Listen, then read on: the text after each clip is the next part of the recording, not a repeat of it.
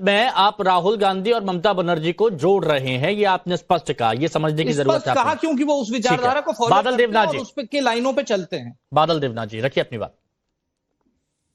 हिमांशु जी, उससे पहले मैं एक लाइन हेमंत जी का मैं मानता हूं, और भाजपा के जो प्रवक्ता ने बताया, लेफ्ट का जो आइडियोलॉजी, लेफ्ट का जो विचारधारा है, इसमें बंगाल में देखिए, बंगाल में लेफ्ट ना हिंदू के साथ है, ना मुसलमान के साथ है, ना सिख के साथ है, लेकिन उनका इलेक्शन का मतलब है, इलेक्शन में वोट इनको चाहिए। मैं ये बात को मैं मानता हूं, क्योंकि बांग्लादेश के बारे में एक शब्द यहाँ पर नहीं बोला लेफ्ट ने, और लेफ्ट का विचारधारा ऐसा ही है, और इनका आइडियोलॉजी पूरे विश्व में फेलियर हो रहा है, और यहाँ पर भी बंगाल में 0 हो गया। लेकिन हेमंत विश्व शर्मा ने जब बात जो बोला, ममता दीदी हिंदुओं को खत्म कर रही है, इसका मतलब क्या है? ममता दीदी एक सेकुलर कंट्री का, उनको पहले पता जानना चाहिए जी, ये सेकुलर कंट्री है।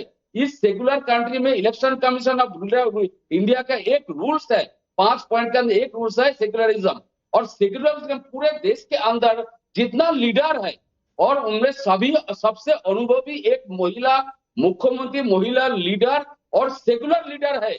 और ममता दीदी पूरे बंगाल में जो उनका जो 2011 से 2024 तक जो 84 परियोजना जो चल रहा है, इसमें सारे धर्म के लोग को सुविधा मिल रहा है, सारे देश के साढ़े 10 करोड़ लोगों को सुविधा मिल रहा है। और हिमांशु जी, ममता दीदी दुर्गा पूजा जो 42,000 जो रजिस्टर्ड पूजा होता है, उसमें हर पूजा कमेटी को 85,000 रुपया देता है। अच्छा, एक बात बताइए बादल देवनाथ जी, एक सवाल ये इसीलिए सुनिए ना, आपको लेफ्टिस्ट ये इसीलिए कहा जा रहा है बादल देवनाथ जी, क्योंकि एक बात सामने आई थी कि फरवरी 2018 में आरएसएस के 125 स्कूल बंद करने का फैसला लिया था। अप्रैल 2017 में विद्या भारती स्कूल बंद करने का फैसला लिया था, जिससे हाईकोर्ट ने आदेश पर उसको रोक लगा दी थी। और उसके बाद में और भी कई ऐसे मामले सामने, पाठ्य पुस्तक में रामधेनु के स्थान पर रंगधेनु शब्द का प्रयोग, मुहर्रम के चलते विजयदशमी के दिन दुर्गा विसर्जन पर रोक, ये ऐसी बहुत सारी चीजें आई। तो इसको जोड़ती है बीजेपी, ये उदाहरण देती है, इस पर क्या कहेंगे? हिमांशु जी और 1 मिनट टाइम आपसे लूंगा। ममता दीदी मेरा बात खत्म कर, ममता दीदी सारे धर्म, आप सिख के पास देखिए, सिख गुरुद्वारा में, मुस्लिम प्रोग्राम में, मुस्लिम समारोह में, हिंदू प्रोग्राम में, हिंदू जितना प्रोग्राम, दुर्गा पूजा, काली पूजा, सरस्वती पूजा, लोक पूजा, जितना पूजा होता है, सारे पूजा में ममता दीदी बस आरएसएस से दिक्कत है, ओपन बोल दीजिए, आरएसएस से दिक्कत है आपको। ममता दीदी एक सेकुलर लीडर है, और सेकुलर लीडर को हिंदू खत्म कर रही है, और औरंगजेब खत्म हो गया और ममता दीदी खत्म हो। लेकिन मैं कह रहा हूं, ममता दीदी जितना 50 साल का जो कैरियर है, हजारों साल तक उनका इतिहास रहेगा, ममता दीदी खत्म नहीं होगी। ममता बनर्जी को खुद प्रधानमंत्री सम्मान करते हैं, और देश के बाहर में, विदेश से बहुत सारे, बहुत लंबी आयु हो ममता दीदी की। और ठीक है, अब मैं अजय वर्मा जी आपका भी रिएक्शन चाहता हूं, अजय वर्मा जी आपका भी रिएक्शन चाहता हूं, क्योंकि बीजेपी के निशाने पर लिबरल और लेफ्ट की बात हुई तो ममता बनर्जी के साथ में राहुल गांधी जी का भी नाम था सामने इलेक्शन में लेके। ठीक है बादल जी, ठीक है बादल जी, ओके अजय जी। अलग पार्टी के राहुल गांधी का लोग उनको जो प्रवक्ता, राजा हरिश्चंद्र, एक सत्यवादी राजा हरिश्चंद्र जो अब स्वर्गीय हो चुके, अगर वो चीज कोई कहे, या ऊपर वाला ईश्वर कोई चीज, अब ये प्रोपोगंडिस्ट और एजेंटिस्ट और गॉडसे के विचारकों के समर्थक ये अगर कुछ कहे, तो इनके कहने का ना हम कोई फर्क मानते, ना इनसे हमें कोई परवाह पड़ती, क्योंकि उनका एक एजेंडा है, उसे चला। देखिए 700 साल से, थोड़ा सा पीछे जाइए, 700 साल से मुस्लिम डायनेस्टी चली थी, तब कोई हिंदुओं को खतरा नहीं है, ना हिंदू को। तब 200 साल ईस्ट इंडिया कंपनी ने राज करा, तब ना हिंदू को, तो ना हिंदुओं को खतरा था। 70 साल पीछे कांग्रेस पार्टी का पूरा शासन देश में रहा, ना कोई हिंदू को खतरा था, ना कोई हिंदुओं को खतरा है। आज देश में 2014 के बाद सारे स्टेट, 28 स्टेटों में कोई भी सीएम जो है वो मुसलमान नहीं है, भारत का राष्ट्रपति मुसलमान नहीं है, प्रधानमंत्री मुसलमान नहीं है, गृह मंत्री मुसलमान नहीं है, यहाँ के जितने भी बड़े पद है उन पर कोई मुस्लिम नहीं मौजूद है, तीनों सेनाओं में कोई मुस्लिम मौजूद नहीं है। और आप सुन लीजिए, 545 लोकसभा सांसदों में मुश्किल से 20-25 सांसद मुस्लिम अगर हैं, वो भी सहमति से हैं मोदी साहब की से, वैसे नहीं है। और राज्यसभा के 245 में वो भी 15-20 है, वो भी सहमति से है। तो मेरी ये समझ में नहीं आता है, इस एजेंडे को इनका एक देशलाई गैंग, एक माचिस गैंग 2014 में जागृत हुआ था, बना था, उसका काम है माचिस का काम पूरा देश जानते हैं, आग लगे, जिसमें कुछ मुख्यमंत्री हैं, कुछ मंत्री हैं, कुछ इनके प्रवक्ता है, कुछ नेता हैं, वो इस देश की सोशल फैब्रिक को आग लगाना चाहते हैं। केवल केवल इनका एक एजेंडा है। इनका पेटेंट अभी मिला नहीं है इन्हें अमेरिका से। हिंदू मुस्लिम पाकिस्तान हिंदुस्तान शमशान कब्रिस्तान। जब हिंदुओं को जब कोई खतरा नहीं था, हाँ 14 से जरूर 24 के बीच हिंदू खत्म हो जाएंगे, हिंदू खत्म हो जाएंगे, मर जाएंगे, हिंदू खत्म हो गए और सारा राज हो जाएगा। ठीक है सर, आपकी बात सुनी। एक चीज और सुन लीजिए। हाँ। एक चीज और अच्छा, गॉडसे के ऊपर ये कभी बात नहीं करेंगे। देश के पुरानी बातों को तो छोड़ जाइए। 2000 सर मैं गॉडसे के बारे में बात नहीं करूंगा अभी।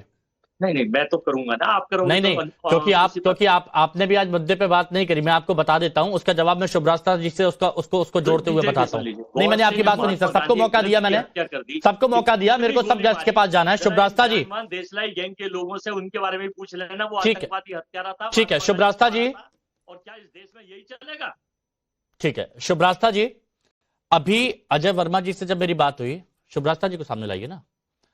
शुभ्रास्ता जी, अजय वर्मा जी से भी मेरी बात हुई तो अजय वर्मा जी कह रहे थे कि मुस्लिम जब डायनेस्टी चल रही थी तब भी हिंदुओं को कोई खतरा नहीं हुआ, अंग्रेज आए तब भी हिंदुओं को कोई खतरा नहीं हुआ, लेकिन 14 से 24 के बीच में खतरा हुआ। अब ना कोई मुख्यमंत्री मुसलमान है, ना कोई प्रधानमंत्री मुसलमान है, ना कोई राष्ट्रपति मुसलमान है। मतलब क्या बताने की कोशिश की जा रही थी। और हिमंता बिस्वा शर्मा का जो बयान था, आप कैसे देखती हैं?